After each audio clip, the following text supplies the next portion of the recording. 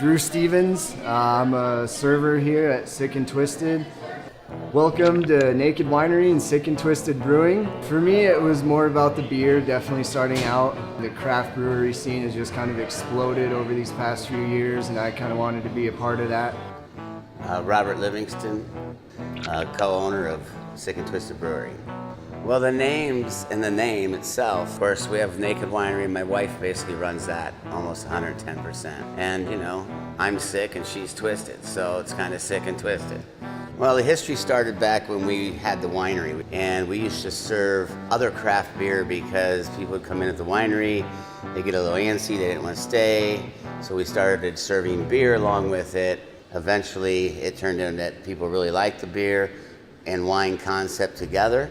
So then we decided to go ahead and move forward and get our license from the feds in order to be able to produce beer and sell it commercially.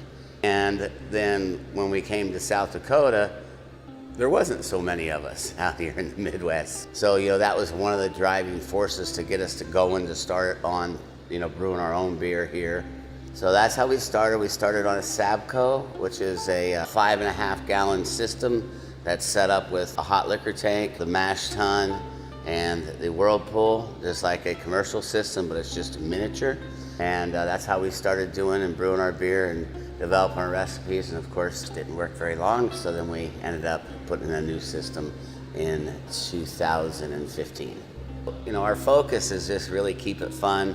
You know, we like to always keep something going because we believe that the craft beer industry in a whole, most craft beer drinkers have a favorite. You know, they'll have an IPA or a red or a porter or a brown, but they really like to try other beer. So to keep your people coming back, we're always putting something new on. So there's something new out there for them to try. We're known for our big beers, our higher gravity beers. You know, we have a base core of 8 beers that we keep on tap all the time and available for distributing. We don't distribute everything we make. Some of the things you can only get here at the tap house. I mean, naturally, our sales on our floor, our taste room, the meat of everything comes from May till September. But our weekends do stay up, you know, throughout the year. We do other events and things of that nature to keep people coming. We always have something going on the first and third Saturday, only through the winter, October to May. Then we're just too busy to even have anything going on because of the tourist population. Yeah, you know, there's a lot of tourist activity around here, so that kind of keeps us flowing throughout the summertime, and the local scene as well. The locals have been, you know, just starving for good craft brewing, which we're just so happy to be able to provide that for them. So that keeps the locals coming in, and then the out-of-town travelers who, you know, just want to stop by for a beer, or a flight, or something like that. We can pretty much cater to just about anyone, any time of the year. And we're just really going to stick in South Dakota only.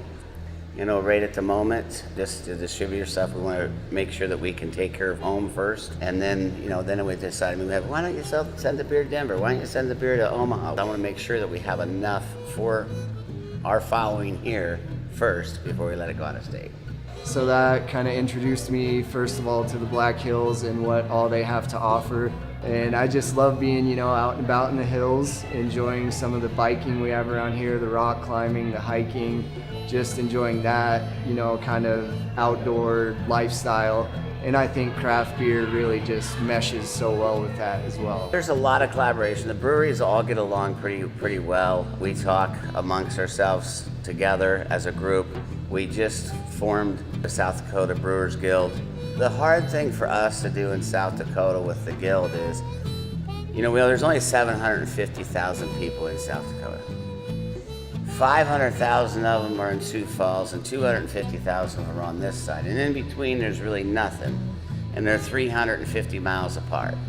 So to get the West River and East River breweries together, it takes an effort, and we do try to do it at least twice a year to where we have a meeting, talk about legislation, talk about what we can do to keep the beer scene up, what we can do to give South Dakota a name of great local beer. And I think that for me, I believe that the more that are here, the better. The more breweries, the better. It creates critical mass. So if one or two would open up across the street, I'd be really happy. You know, you'll find that really in this industry. It's a pretty nice industry that wants to share information. It's local, and basically, you know, drink local is what, you know, everybody and all of us brewers try to push, is to drink local. When I travel somewhere, that's what I drink. I drink local beer wherever we go. So I think that is a good thing, and I think South Dakota is all for that. All of us brewers together are for promoting it.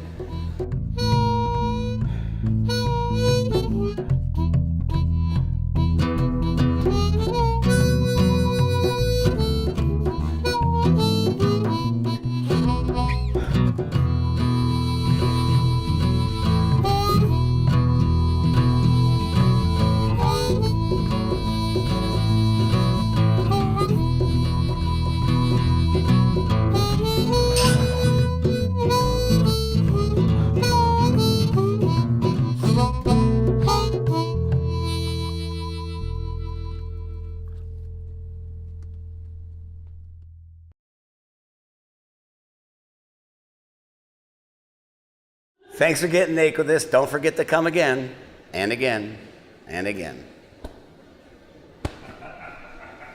Perfect. Well done, sir. Yes. That is the best farewell we've ever had. And really, we teach our staff to do that. You know, say hello when they come in. You know, welcome to the Naked, da da da. And when they leave, we always, I mean, I don't care how many times they pass one of our guys, they're supposed to be saying that. Thanks for getting naked with us. Thanks for getting naked with us. Hey everybody, thanks for watching. If you like what you saw, you can click down below where there's some more episodes for you to watch. And don't forget to like, comment, and subscribe on episodes that you do watch. We hope to see you next time.